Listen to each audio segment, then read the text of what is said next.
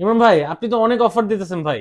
তো জি ভাই। আমার যে দর্শকরা অনেকেই কমেন্ট করেছে, ভাইয়া 10-12 হাজার টাকার মধ্যে আমাদের একটা পিসিতে আরে লাগবে। ভাই আছে তো ভাই, আমার কাছে 200 পিসের একটা স্টক চলে এসেছে, যেখানে 200 পিসের স্টক? 200 পিস। আপনি তো বললেন 10-12 হাজার টাকা, 10-12 হাজার টাকা লাগবে না ভাই, 8,500 টাকা একটা ফুল সেট আপ দিব, আট হাজার সবকিছু পাঁচশো সহকারে।